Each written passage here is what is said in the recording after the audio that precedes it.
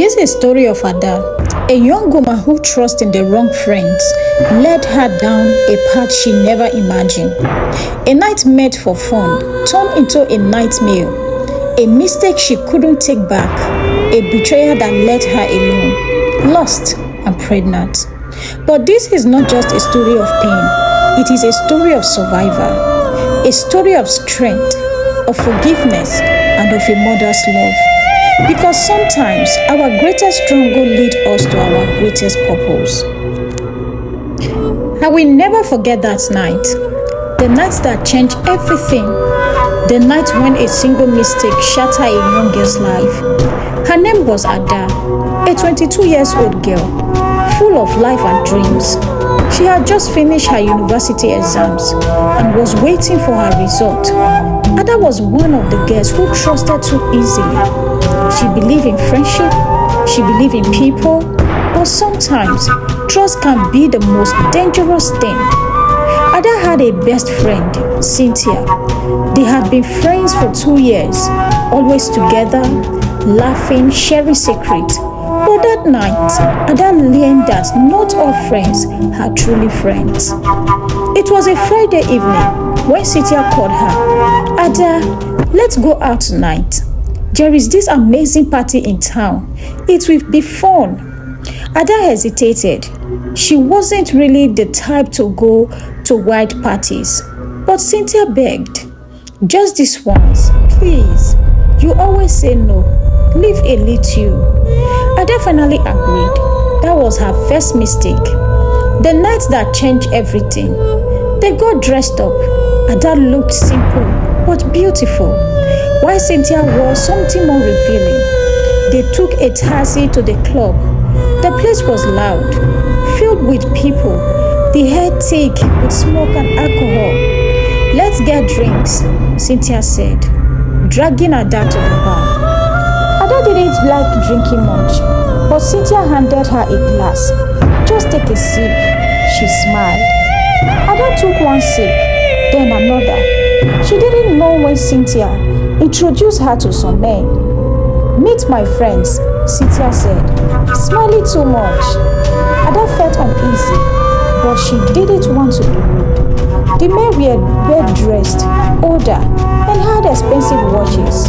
They bought more drinks. Cynthia drank fast, laughing and whispering in one man's ear. One of the men, Tunde, kept looking at Ada. You are very beautiful, he said. Ada forced a smile. She wanted to leave. Cynthia, let's go, she whispered. Don't be too boring. Cynthia rolled her eyes. Then Tunde handed her another drink. Ada refused. Just one more, he insisted. Cynthia laughed, taking Ada's hand. Come on, it's just a drink. I am here with you, nothing will happen. Ada sighed. She didn't want to look childish. That was her second mistake. The nightmare begins. That was the last thing she remembered clearly. The next thing Ada heard was spinning. She felt weak. The music sounded far away. She tried to stand, but her legs refused to move. Cynthia, I don't feel good, she whispered. Cynthia was nowhere to be seen. Tunde touched her shoulder. Let's get some fresh air, he said. She couldn't even resist. He led her outside. The air was cold, but her body felt hot. She tried to speak, but her lips felt heavy. A black car was parked outside the door. And then the door was opened. A strong hand pulled her inside. Then darkness. The morning after, Ada woke up in a strange hotel room. Her head was pounding. Her dress was torn. Her body ached in places she didn't want to think about. Tears filled her eyes. She tried to remember what happened. Flashes of the night came back. Cynthia, the drinks, the men, Tunde, the car. She started shaking. She grabbed her phone. Cynthia had left messages. Ada, are you okay? Tunde said he took care of you. Don't be angry. You will be fine. Her hands trembled. Took care of you? What did you mean? She ran out of the hotel, straight to the road. People were shaking. People were staring, but she didn't care. She took a taxi home. At home, she locked herself in the bathroom and cried. She scrubbed her body, but the dirt she felt was inside, where no soap could reach.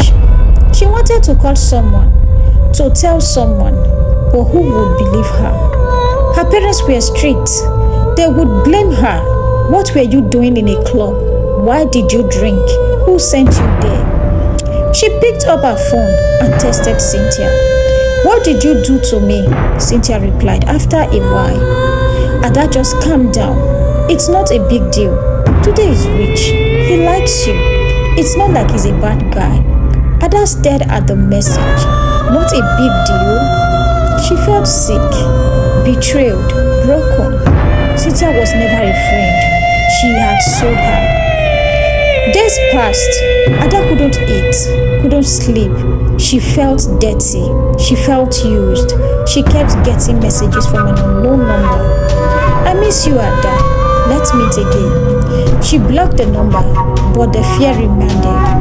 A few weeks later, she missed her period. Her heart stopped. She prayed, begged God, but when she bought the test, the result was clear, positive. She sat on the bathroom floor. Her whole world crashed down. One night, one mistake, and now her life was changed forever. She wanted to scream. She wanted to die. But what hurt the most was that it all started with trust. She had trusted the wrong friend, and she paid the price. Ada sat on the cold bathroom floor for what felt like hours, staring at the test in her shaking hands. Pregnant? The word echoed in her head, like a nightmare she couldn't wake up from. She wished she could rewind time just a few weeks back before that night. Before she trusted Cynthia, before she took that drink. Her hands clenched into fists. Cynthia, the betrayer, burned deep.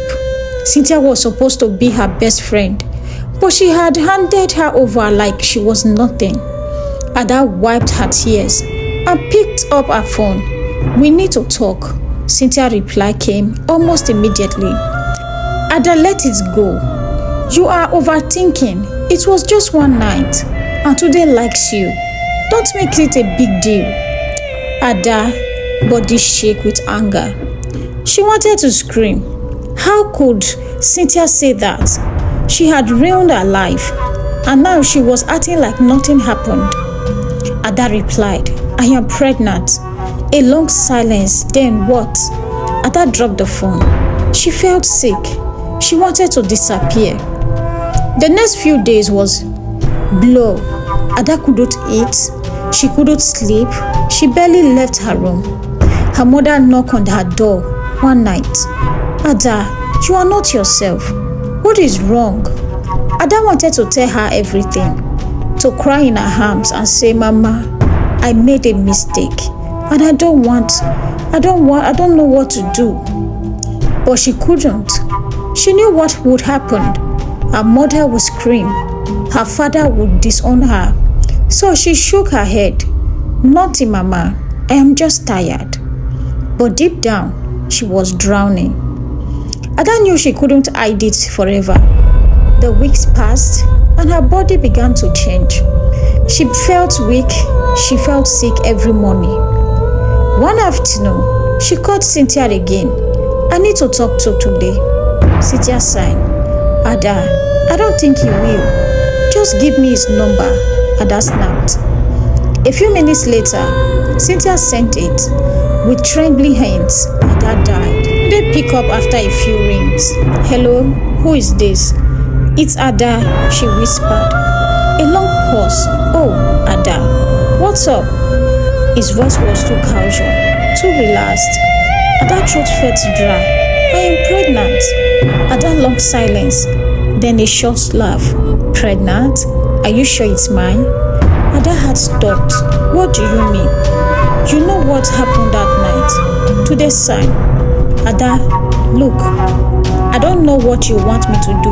I am not ready for a child. That's your problem. Her whole body went cold.